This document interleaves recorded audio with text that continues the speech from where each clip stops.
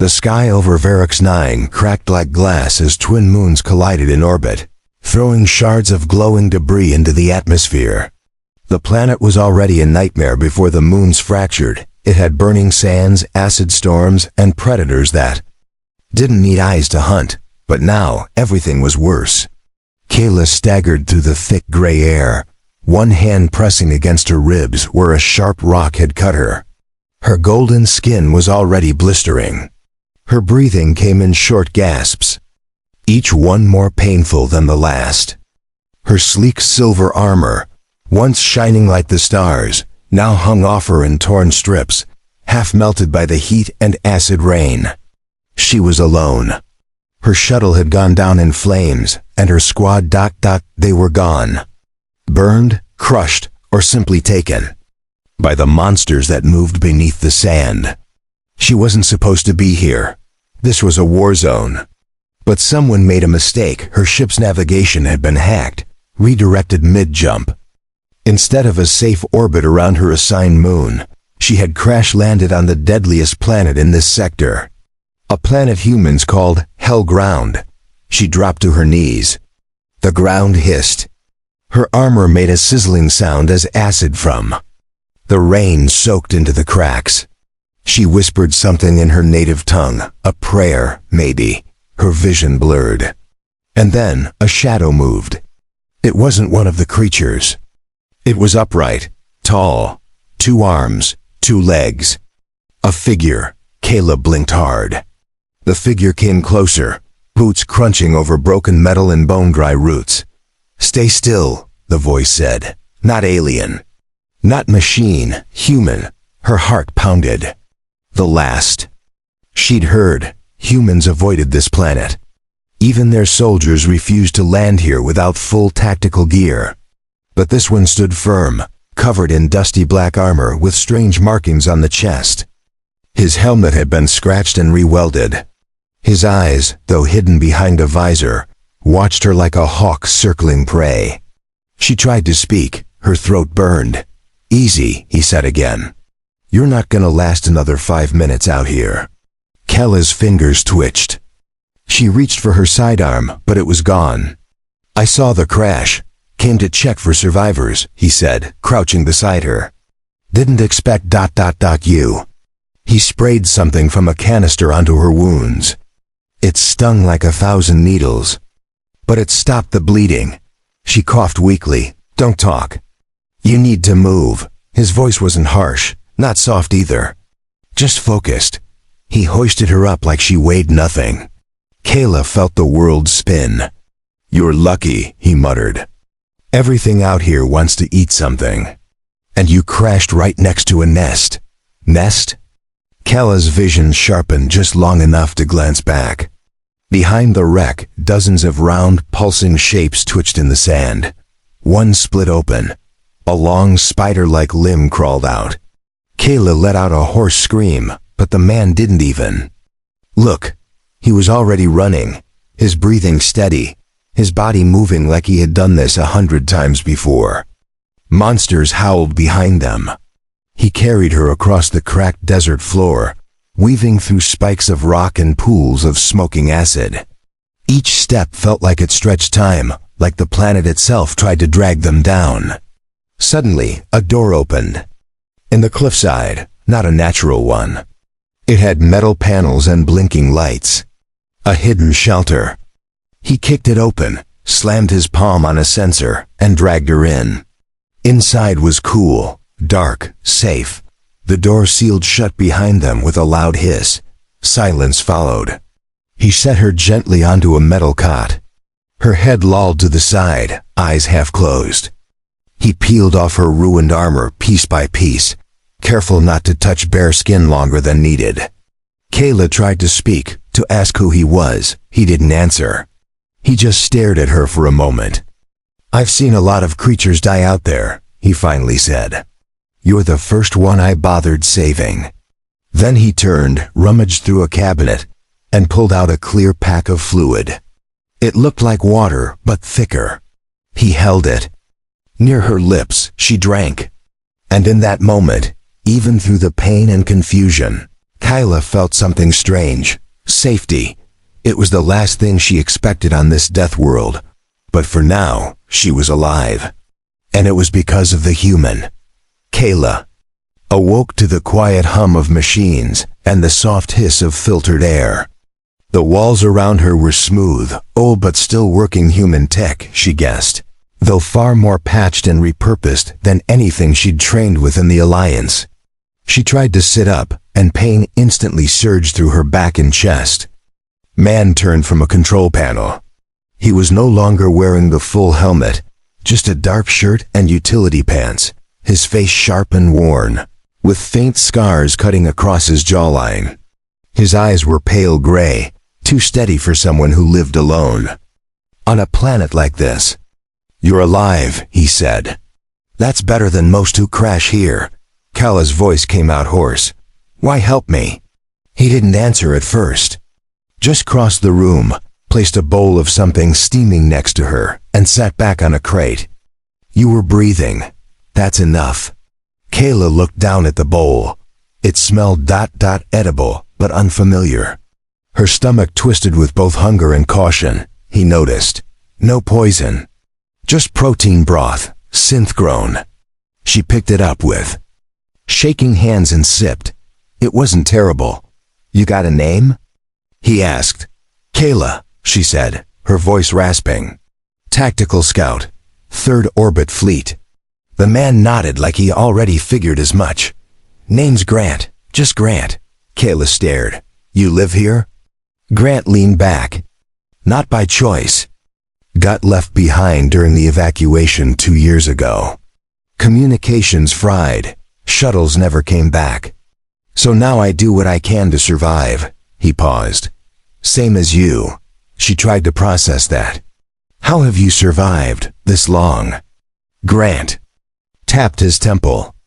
"Experience, luck, knowing what to avoid. And I don't take in guests." Kayla raised an eyebrow. "You're the first exception," he added. "Because you wouldn't have made it 10 more steps without someone dragging you out of there." She looked away, ashamed. "Hey," he said, his tone softening. "I'm not blaming you. You were sent here. Someone wanted you dead." That made her heart skip. "You think it was intentional?" She whispered. "I saw your ship's descent. Way too precise for a malfunction. Someone lured you right over. A predator nest, then took out your engines." Kayla clenched her jaw. "I was supposed to be in orbit over Sector 4, not even close to this atmosphere. You're saying I was targeted?" "I'm saying someone wanted you erased without a trace," Grant said. "And this planet is perfect for that." Silence settled between them. Kayla pushed the bowl away, appetite gone. Her people, someone from her own fleet, had tried to kill her. "I can't go back," she whispered. "Even if I get a signal." "Out," Grant stood. "Then don't waste time thinking about them. Your only job now is staying alive." Suddenly, alarms flashed red on a side panel. Grant's expression tightened. Storm fronts changing course, coming fast.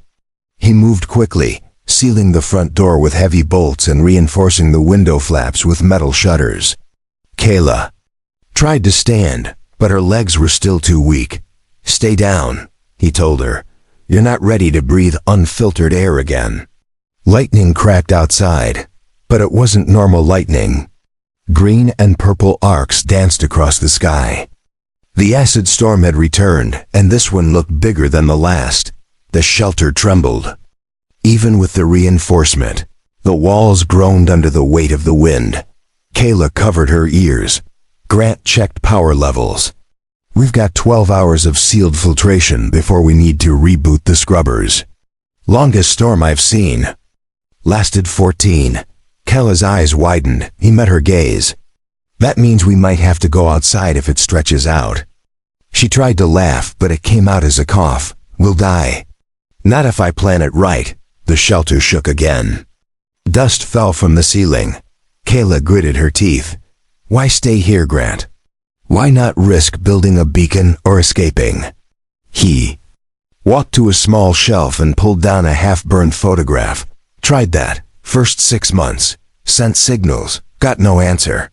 Everyone I knew left. Some were killed. Others gave up. Kayla saw the edge of the photo.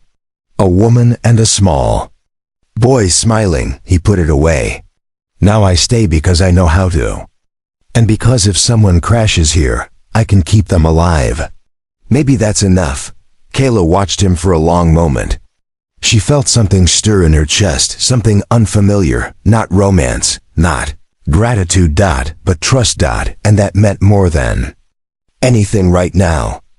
Outside, the acid rain fell like fire. Inside, 2 lives, once strangers, now sat in quiet tension, knowing the worst was still out there, waiting. When the storm finally ended, the world outside looked even more broken than before. The sand had turned black and glassy, melted in strange shapes. Trees, if they could even be called that, stood like twisted bones, their branches coated in green crystal from the acidic wind. Kayla stood near the shelter entrance, wrapped in a thick breathing cloak. Her body still ached, but she was healing faster than expected.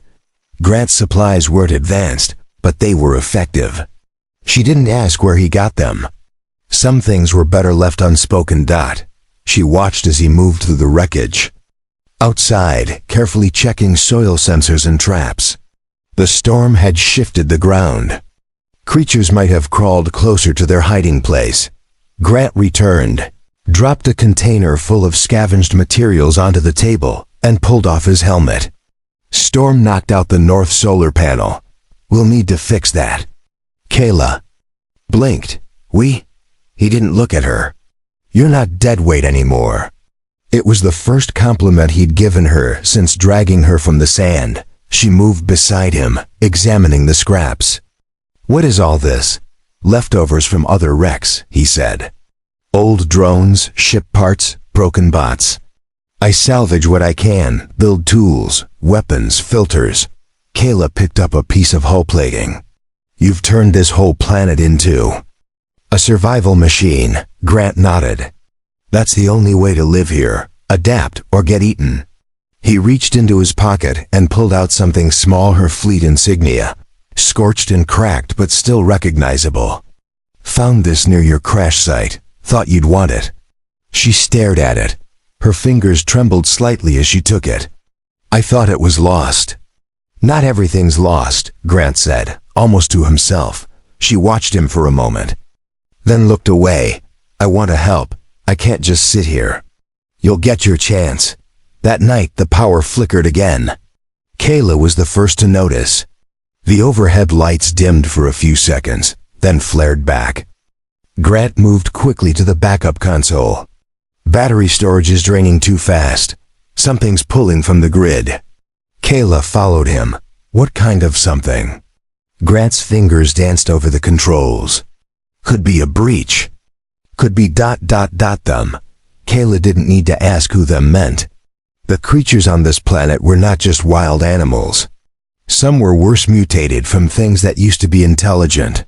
Hungry for flesh, fast, and terrifyingly quiet. She had seen the scars on Grant's arms. She had seen his eyes go still when he talked about them. We need to check the perimeter, he said. I'll go with you. You're still not at full strength. I'm fast, she replied. And I know how to shoot. He didn't argue.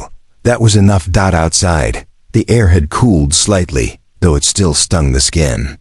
They moved through the narrow canyons near the shelter, weapons raised, eyes sharp. Kayla carried a modified pulse pistol. Grant had rebuilt from a ruined dropship core. It didn't take long before they found it. The sand had been disturbed.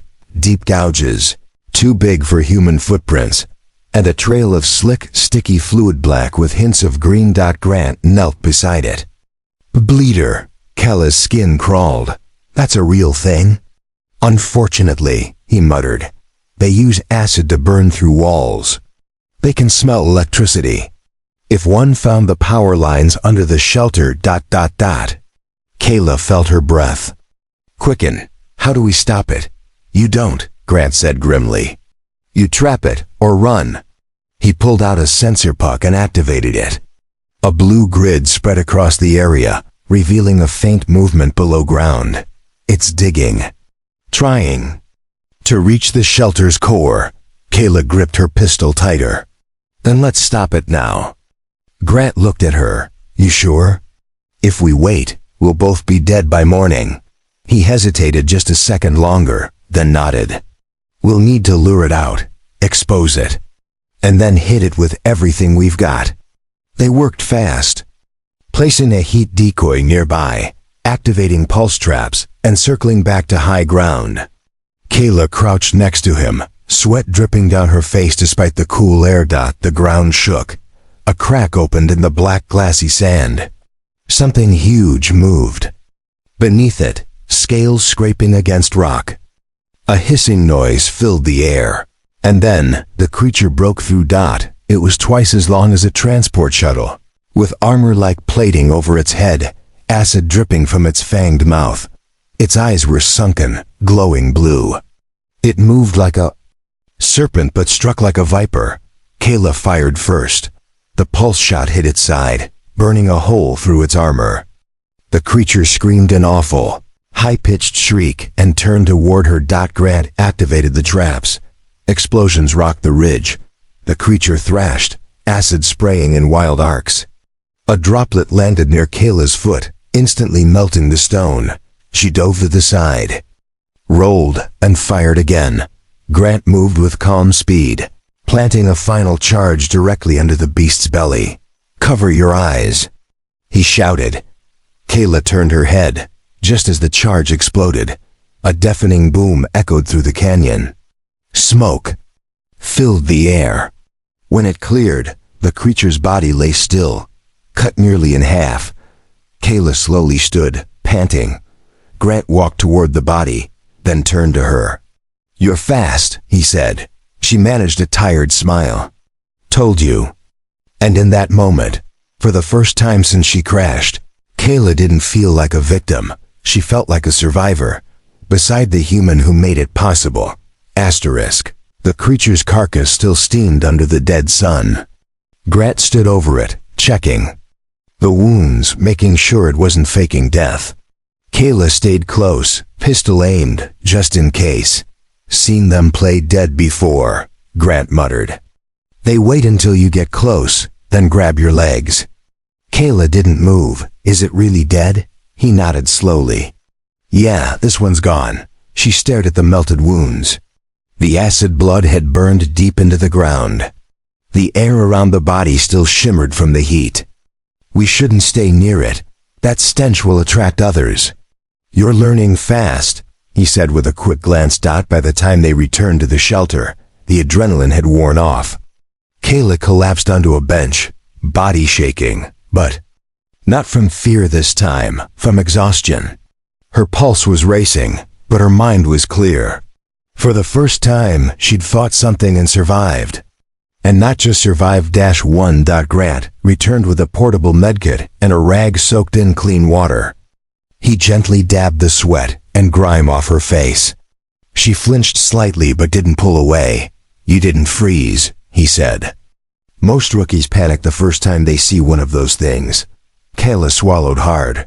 I've seen battle before. Just ... Not like this. This planet doesn't play fair. He handed her a packet of energy gel. Eat, then sleep. You'll need both. She looked at him carefully. You fight like someone who's trained, military? Used to be, he said without emotion. Recon unit, special deployment. Then I got left behind. She didn't press. His scars said more than words could. As the shelter lights dimmed for night mode, Kayla lay in the cot, staring at the curved ceiling. The walls hummed gently. From a small vent, cool filtered air blew across her face. She had slept in starships, tents, open rocks. But this place felt different. It was rough and old, but safe because of him. She closed her eyes. In the quiet, a thought whispered inside her mind. Why did someone want her dead? Her fleet had no reason to turn on her. She'd followed every protocol, passed every exam. But the evidence was there, Someone tampered with her ship's coordinates. Someone wanted her out of the way. Why? She woke up early, maybe 2 hours before Grant usually stirred. The shelter was dark, only a few small lights flickering along the walls. She crept to the storage room. She needed to know what else Grant had hidden, what else he wasn't telling her. Inside, she found weapons, too many for a lone survivor. Tools, spare oxygen packs, dried food. But then she saw something that made her stop. A box, marked with Alliance symbols. Her people's tech. She opened it slowly. Inside were data drives, 6 of them. Labeled by hand, she inserted one into a nearby screen, tapped through the interface. It opened to a video. Static at first. Then, Recon Report, Unit 7 Delta. Subject, Kayla Tehran. Status, Termination in progress. Kayla's blood went cold. She watched, breath held, as the footage showed a meeting between 2 high-ranking officers. One pointed to a screen where her face appeared. Too close to uncovering the experiment. One said, then send her somewhere she won't come back from. The screen cut out. She nearly dropped the drive. Behind her a voice said, you weren't supposed to see that. Kayla turned. Grant stood in the doorway. No weapon in hand, just watching. You knew, she whispered. He nodded. I didn't know the full reason. Just that your ship was redirected and sabotaged. I hacked part of the transmission when I salvaged your shuttle's beacon. Why didn't you tell me? Because I needed to be sure you were worth saving. Kayla's FICTS clenched. And? You are. She stared at him. That footage, what experiment were they talking about? Grant walked over, reached into a drawer, and pulled out a thin folder. He handed it to her. Inside were Alliance files. Redacted reports. Pages about biological testing. Experimental DNA sequencing. Then, her name. You're not just a scout. He said softly. You were part of something bigger. Something they wanted to hide. You were the only one asking the right questions. They needed you gone. Kayla dropped onto the chair, shaking. Grant sat beside her. I've seen this before. Good soldiers asking questions. Disappearing. She looked at him, eyes sharp now. I can't let them win. I need to expose this. Get off this planet. Broadcast the truth. Grant stared at the floor. You're not getting off this planet with a wish. We'll need a real plan, gear, power, maybe even a launch vehicle. Kayla met his gaze. Then let's build one. He smiled faintly. Now you sound like a survivor. And just like that, the girl who had nearly died in the sand was gone. In her place stood a warrior with a reason to fight. The silence between them didn't last long. Grant moved toward a console, booting up maps and power schematics of the planet. Kayla remained at the table, eyes still scanning the files. Her files. Her identity, her career, her fate, all shaped by people she had trusted. Her body was trembling again, but not from fear, from fury. They used me, she said finally, voice low. I was part of something they didn't want anyone to know about. My biology. My genetics. They were tracking how I reacted. Under stress, under isolation, in combat. I was never just a scout. You were a test subject, Grant said without turning. And when the test got too close to figuring out the experiment, they erased the evidence.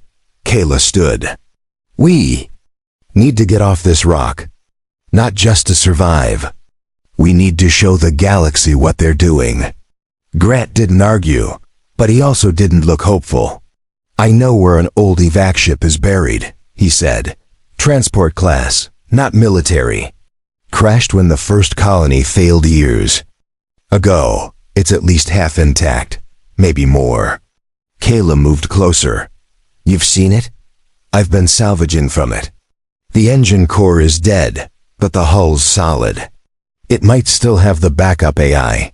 If we can reactivate that, we can run a launch sequence with enough fuel. Maybe we can get to orbit. Kala's eyes lit up. Then let's go. Grant raised a hand. It's not that simple. The wreck is 30 kilometers through open wasteland, and it's crawling with raiders. Wait, people?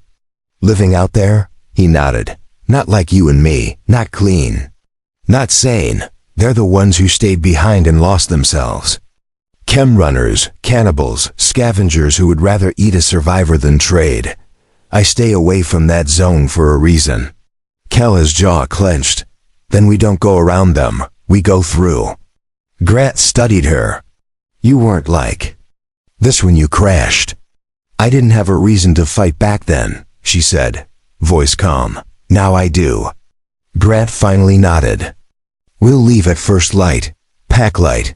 Move fast. No gunfights unless we have no choice. The rest of the night passed quietly, each of them preparing in their own way. Kala inspected every weapon, every power cell. She made sure the pulse rifle was calibrated to the sand humidity. Grant reinforced the outer plates of her cloak to resist acid exposure. At dawn, the skies turned orange. A soft wind blew over the dunes. They stepped outside together. Kala looked at the sun. How many times have you walked out into this? Grant adjusted the straps on his back. More than I can count. They moved across the sand, fast but quiet. The dunes stretched endlessly, but Grant always knew where to go. He marked direction not by stars, but by shifts in the wind, discoloration. In the sand, cracks in the stone, things only someone who'd lived here long enough would notice. By midday, the heat became unbearable. Kala wiped sweat from her brow. We need shelter. Grant led her to a half-buried structure, metal bones of some long-lost research station. Inside it was cooler, dark, quiet. They shared dry rations. No fire, no light. Stay low, he said, peering through a shattered window. They patrol these areas. Why don't they just take the evac ship and leave? She asked. Because they like it here now. They've gone feral. This planet twisted them. They hunt anything that moves. Kala's hands tightened around her weapon. Then they'll try to hunt us. That's the plan, Grant said, eyes still on the sand. Let them come, and they did. That evening, just before the twin moons rose, Kala heard it first. Sharp click in the dark, then a cough, then whispers. They were being tracked. Grant pulled her close, guiding her behind a collapsed wall. 3 of them, they're close. Don't shoot unless they're in your line. They might just pass through. But they didn't. A figure stepped into the room, tall, armored in rusted metal, eyes glowing faintly red. He sniffed the air. 2 of you, he rasped. I can smell skin. Grant stayed still. So did Kala. The man stepped closer. Then, a noise behind him. Another shape, crouching low, a blade in hand.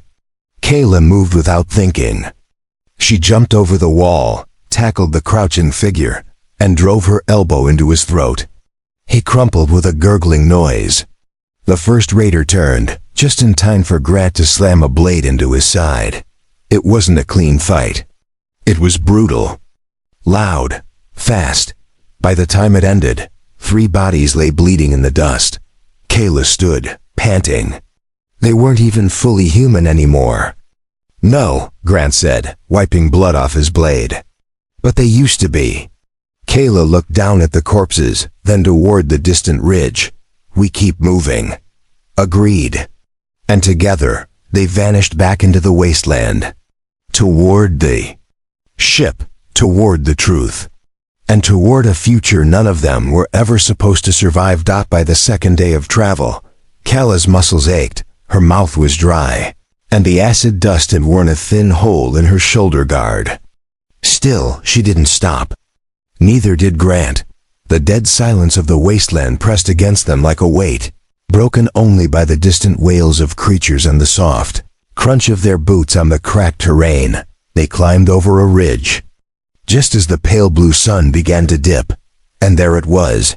Half buried in the scorched earth lay the wreckage of the old evac ship.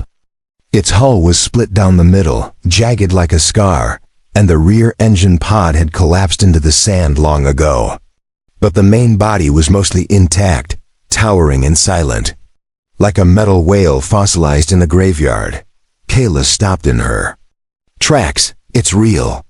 Told you, Grant said, already descending the hill. They approached cautiously. Grant scanned the perimeter with a worn but still working motion detector.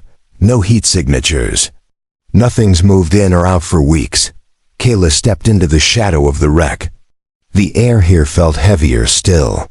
The doors had long since been forced open, but deep inside the ship, a faint hum pulsed from somewhere down below. Grant placed a hand on the wall.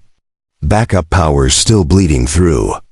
The core's dead, but the AI might be running on emergency cells. Let's get inside, Kayla said. They entered through a twisted hatch, light flickering as their boots echoed on the metal floor. Inside, broken lights swung overhead. Vines had pushed through the cracks and rust coated almost every surface. Kayla's pulse quickened. She remembered this model. It was old, pre-war design, built for planetary evacuation. If the HFY core still functioned, and if the data ports were intact, she could upload the hidden files and trigger a long-range emergency beacon. But it wouldn't be easy. They moved deeper until they reached what had once been the command deck. It was still sealed. Grant placed a shaped charge on the door and motioned for Kayla to stand back. With a low thump, the lock blew open, and the heavy door slid aside with a screech. Inside, the bridge was dark until soft blue lights blinked to life across a cracked console. System wake detected. Initializing low power mode. A mechanical voice said. Kayla stepped forward, barely breathing. The AI core was still alive. Can it help us launch? She asked. Grant crouched beside the panel. Only if the drive hasn't corroded. You hook in the files. I'll check the engine bay. Kayla plugged in the stolen data drives. The console buzzed, lights flashing. The eye scanned the files silently. Then spoke again. Accessing restricted logs. Biological experiment identified. Subject Kayla Tehran. Warning. Unauthorized genetic trial logged by Command Section Gamma. Her blood ran cold. What else is there? She whispered. Video logs. Audio reports. Flight transcripts. She looked around, half expecting someone to stop her. But there was no one left. Just the dead ship and the silence. She uploaded every piece of data into the long-range relay system. AI, prep emergency beacon. Broadcast to the Alliance core worlds. Mark it as whistleblower evidence. Priority clearance. Understood, the AI responded. Transmission will require full power relay. Power currently at 12%. Kayla cursed. Grant, we need to boost power or the signal won't get out. His voice came over the cum from the lower deck. Engine room's a mess. But I can reroute auxiliary to the relay if I bypass the fuel regulators. You'll only get one burst. One is enough, Kayla said. But just as she turned back to the console, she heard footsteps. Fast. Heavy. Not Grant's. She whipped around and saw 3 figures crawling through the upper hatch, thin, fast, clothed in pieced-together rags. And armor, raiders. They'd followed the smoke trail from the blast charge. Or maybe they'd been hiding inside all along. Kayla grabbed her pistol and dove behind the console as a bullet ripped through the air. Sparks flew overhead. We're not alone. She shouted into the cum. I'm coming. Grant answered. Footsteps echoing. Kayla rolled out from cover and fired twice. One raider fell shrieking. Another ducked behind a console and threw a jagged blade. It missed her cheek by inches. She ducked again, breathing fast. Then Grant appeared behind them, gun raised. His rifle barked twice. 2 more fell. Silence returned. Grant stepped over the bodies and checked Kayla. You all right? She nodded. Just bruised. Then hit the switch. before more come. Kayla turned back to the console, fingers flying over controls. Aye aye, send transmission now. Transmission initiated, it said. Estimated delivery time, 72 hours. Let's hope no one blocks it, she muttered. They stood there together, hearts pounding, surrounded by smoke and broken metal. Kaela looked at Grant. We've done it, she said. He looked at her with tired eyes. Now we just have to live long enough to see if anyone hears it. And deep beneath the stars, the truth finally left the planet's surface, heading toward justice. Or silence. Either way, they were no longer running. 3 days passed since they sent the transmission. The sky never changed on Varix 9. It always looked bruised, gray, and full of silent threats. Kayla and Grant remained hidden in the evac ship, using what little power remained to keep the doors sealed, air filtered, and sensors alert. Every few hours they checked the signal logs. The transmission had launched successfully. But no reply. Not even a ping. Maybe they're ignoring it, Kayla muttered, sitting near the console. Maybe, Grant said from across the room, tightening the bandage on his arm. Or maybe they're just slow. Bureaucracy works like rust, takes forever to move, but when it does, everything breaks. Kayla watched him. His face was thinner now. His beard had grown in rough. But there was something steady about him. Something the war hadn't broken. I keep thinking about my squad, she said softly. They trusted the system, followed orders. I did too. Until I saw the truth. Grant said nothing for a moment. Then, truth is dangerous when it's inconvenient. That's why they sent you here. She looked at the floor. Then why are you still here, Grant? Why didn't you give up like everyone else? He leaned against a steel beam. Because someone had to stay alive. Someone had to be the reminder. Kayla didn't ask what that meant. She knew. He had lived while others died, survived while others were erased. Now she understood how that felt. A sharp beep broke the silence. Kayla jumped up. Signal detection? Grant stood quickly, rushing to the console. A new light blinked on the screen, faint but unmistakable. Inbound vessel. Code signature. Alliance class. Kayla's breath caught. They answered ... Maybe, Grant said, narrowing his eyes, or maybe they came to finish the job. She stiffened. You think they intercepted the signal? If your people were willing to kill you once, what's to stop them from trying again? They might not come with medals. They might come with silencers. Kayla stood straighter. Then we're ready this time. They packed what they could: data drives, modified weapons, small emergency kits. If this was their last chance, they weren't going down quietly. An hour later, the ship broke through the clouds, sleek, gray, and silent. No markings. No insignia. It hovered above the dead plains before landing slowly, its rear doors opening with a hiss. Kayla and Grant watched from the shadows. 3 figures emerged. 2 wore dark armor, Alliance Black Ops style. Their helmets were sealed, faces hidden. But the third was different. She walked without a helmet, hair tied back, and wore a long navy coat. Kayla's heart dropped. Commander Lise Wren, her former superior, the woman who had trained her, praised her, then disappeared just before the betrayal. Kayla, the commander called out, voice steady. We received your signal. I'm here to bring you home. Kayla stepped into view, pulse pounding. Home? Lise smiled faintly. You were right. About the experiments. About the orders, everything. And it's coming out now. There was a purge, executions. The council is burning down everything to hide what happened. Kayla's voice tightened. So why are you here? To protect you, Lise said, stepping closer.